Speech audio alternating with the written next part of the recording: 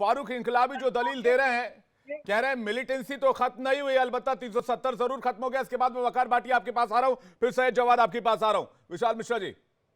देखिए विवेक जी, अगर आंख में कोई दिक्कत हो तो उसकी दवाई की जा सकती है, लेकिन जब सोचने की दृष्टि में ही दिक्कत हो तो उसकी दवा नहीं की जा सकती। मैं अभी सुन रहा था कि बड़ा गलत हुआ। मानवर, मैं आपसे पूछना चाहता हूं कि अनुच्छेद 370 हटने के पहले जो सरकार की तमाम योजनाएं केंद्र की होती थी, क्या वो जम्मू कश्मीर में लागू होता था? उस पर लिखा रहता था एक्सेप्ट जम्मू एंड कश्मीर। आज यदि केंद्र सरकार की सारी योजनाएं वहां पर लागू हो रही हैं तो इससे आपको किस बात की समस्या है? क्या ये जम्मू कश्मीर के विकास की तरफ बढ़ने की बात नहीं है? विकसित भारत के साथ साथ जम्मू कश्मीर भी विकसित होगा। और 370 तो ट्रांजिएंट था ना, संविधान में लिखा था कि नहीं लिखा था? कश्मीर भारत का ही तो अंग है, अभिन्न अंग है। तो लागू कर सकते स्टेटस थे किस बात का नहीं, विशेष दर्जा किस बात का? आपको किसने रोका था? वहां पर एक अलग कानून चलेगा, केंद्र सरकार का कानून नहीं चलेगा, वो भारत का अंग नहीं है। तमाम कानून हिंदुस्तान के यहाँ पे चल रहे थे। अनुच्छेद 370 हटने के पहले कहा जाता था कि नहीं, वहां पर कोई तिरंगा उठाने वाला नहीं मिलेगा। क्या हुआ? देखिए किस तरीके से शांति और अमन और विकास के मार्ग पर जम्मू कश्मीर आगे बढ़ रहा है। सरकार तिरंगा आप हमें मत दिखाइए। अभी जितनी बातें ने बताई, कहते हैं जम्मू कश्मीर की आवाम से सीखिए। इतनी मिलिटेंसी जम्मू ने जो आवाम ने किया है, बान शान तिरंगा जो है अपने हाथ में थमाए रखा है। भारतीय जनता पार्टी के लोगों से विद्यालय नहीं, और आपसे हमें सीखने की जरूरत नहीं है। हम तरीके से हमने एक सड़क 83 किलोमीटर की एक सड़क। फारूक इनकलाबी जी, फारूक इनकलाबी जी, फारूक इनकलाबी जी और विशाल मिश्रा जी, नहीं दे सकते। फारूक इनकलाबी जी और विशाल मिश्रा जी, फारूक इनकलाबी जी, विशाल मिश्रा जी, एक एक करके देखिए, एक एक करके बोलेंगे तो समझ में आएगा। मैं तो ये बात कहना चाहता हूं, मुझे ये बात कहने में कोई ऐतराज भी नहीं है, किसी बात का कोई मुझे शक भी नहीं है। और मुझे लगता है मेरे जितने भी पैनलिस्ट हैं यहाँ पर, जो भी जम्मू कश्मीर के यहाँ पर दर्शक मुझे देख रहे होंगे, वो भी इस बात को जानते होंगे कि जम्मू कश्मीर के लोगों ने ही वहां पर ये जो आतंकवादियों को लेकर एजेंडा चलाया जाता था और ये जो टेररिस्टों को लेकर एजेंडा चलाया जाता था, उसको मुंह तोड़ जवाब दिया है, इसमें कोई दो राय नहीं है। और वहां के लोगों ने तिरंगा थामे रखा है। बहुत सही बात कह रहे हैं फारूक इनकलाबी जी, लेकिन एजेंडा बाजों को जो करारा जवाब दिया उससे तो मैं बहुत खुश हूं। हर साल, यकीन नहीं मानिएगा विशाल जी, आपको तो पता ही है, हर साल 2000 से ज्यादा पत्थरबाजी की घटनाएं होती थी। वहां के युवाओं के हाथ में कलम नहीं, पत्थर देते थे 500-500 रुपए देकर, और आज ये सोशल मीडिया पर रोज एक खुलासे होते हैं। भाई उनको तो ठिकाने लगाया गया ना, उनका तो काम खत्म हो गया विशाल जी।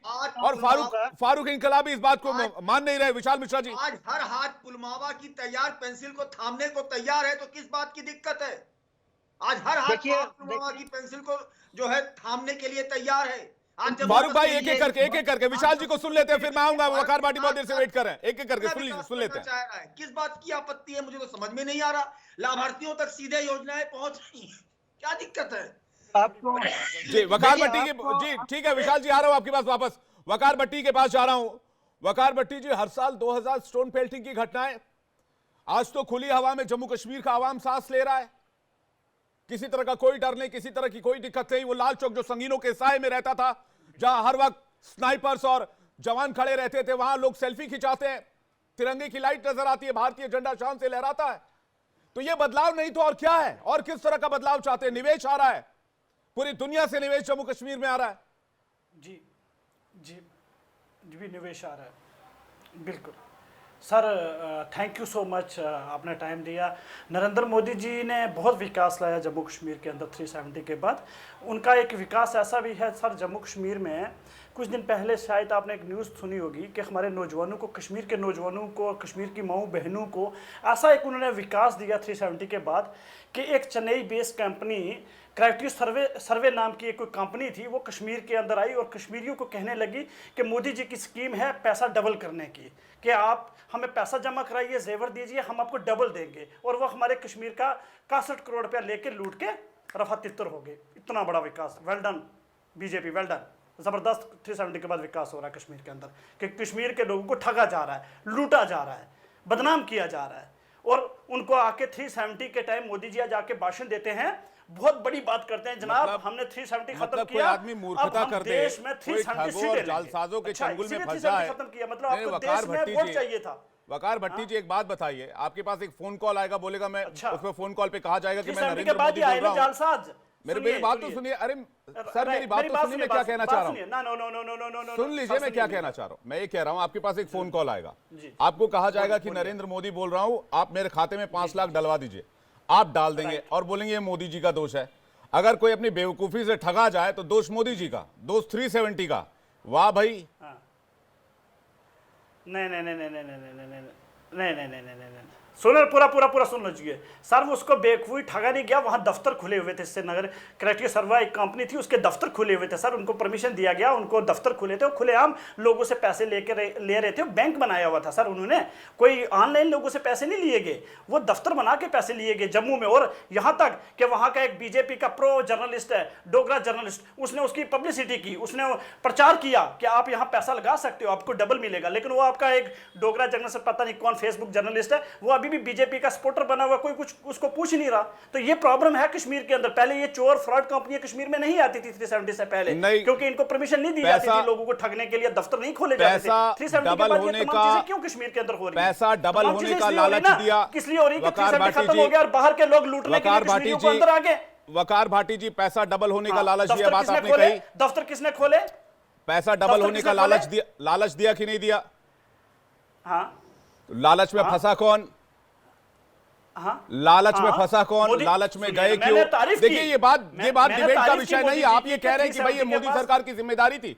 अगर कोई फर्जीवाड़ा चल रहा है तो इसकी कंप्लेन आप लोकल पुलिस स्टेशन में कर सकते हैं। इसके लिए आप केंद्र सरकार को जिम्मेदार नहीं ठहरा सकते। मैं किसी को डिफेंड नहीं कर रहा हूं, लेकिन मामला बहुत अटपटा जो बात आप कह रहे हैं। सुनिए ना, मेरी बात को नहीं सर, मेरी बात नहीं समझे जी।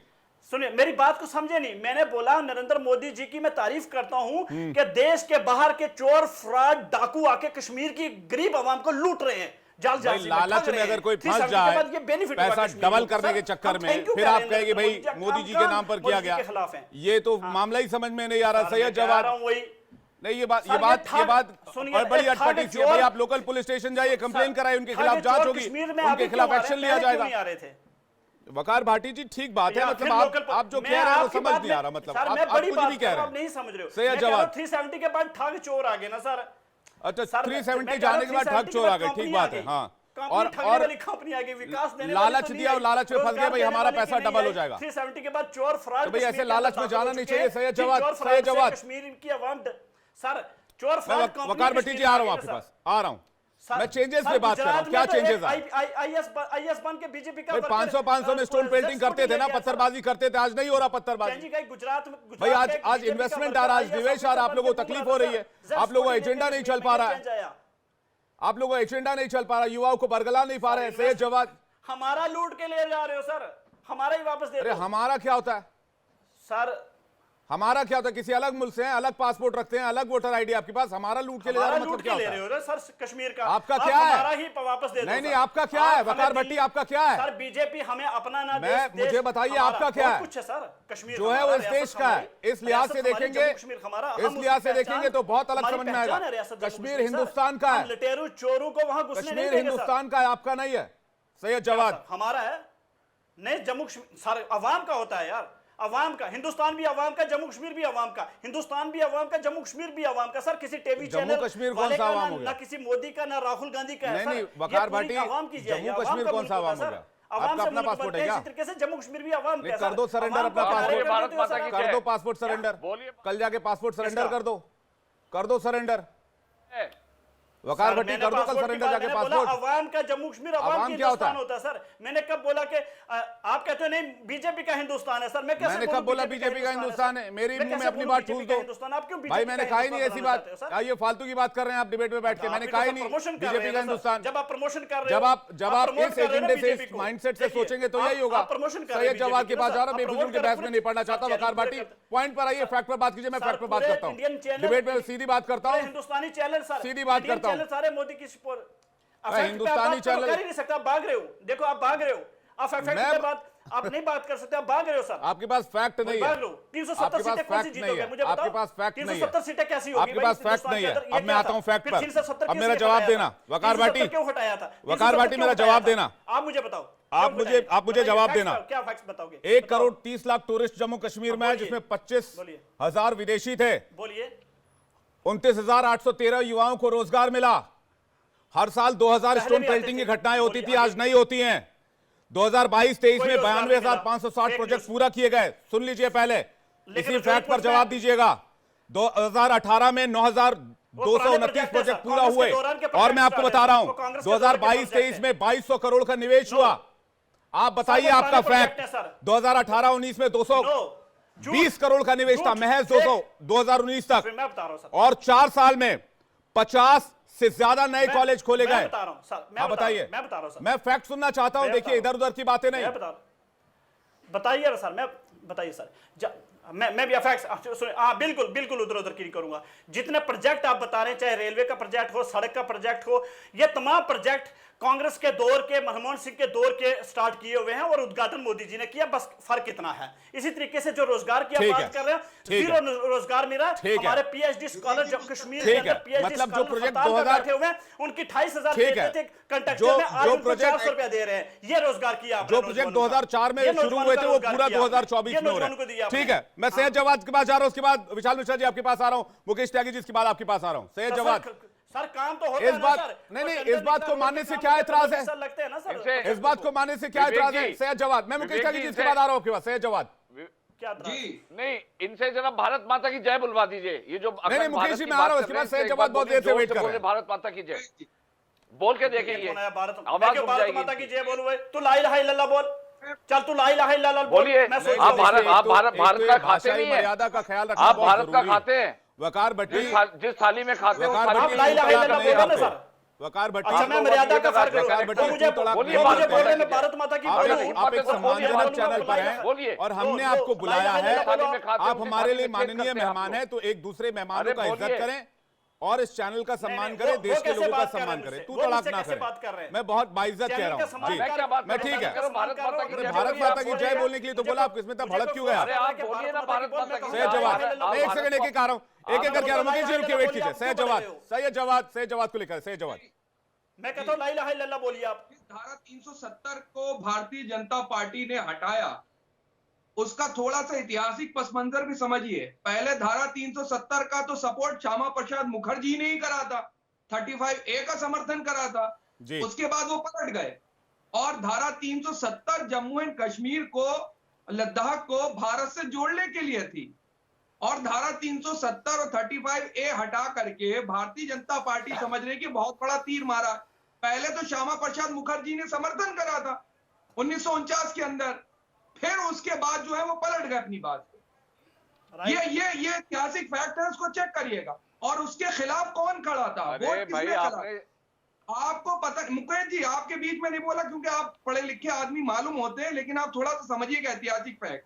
उसके बाद हसरत मोहानी ने, मुझे पता है सर, धारा 370 और 35A का विरोध करा और ये कहा संविधान सभा के अंदर कि स्पेशल स्टेटस का दर्जा नहीं देना चाहिए क्योंकि सारे स्टेटस, सारे प्रदेश इक्वल होना चाहिए।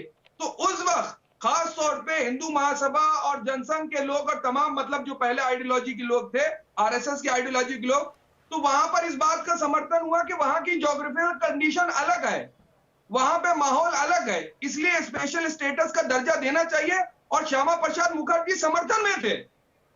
आप बताइए कैसी दोहरी मानसिकता है इनकी भारतीय जनता पार्टी? सैयद जवाद, मेरा सवाल ये नहीं था कि श्यामा प्रसाद मुखर्जी का स्टैंड 1949 में क्या था।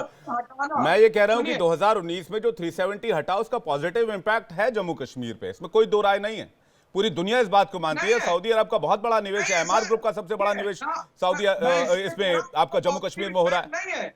मैं आप प्रेजेंट में आइए ना, आप मत जाइए उधर 1949, 1947 और 1990 और 1914 में फर्स्ट वर्ल्ड वॉर हुआ, 1942 और 41 में सेकंड वर्ल्ड वॉर हुआ।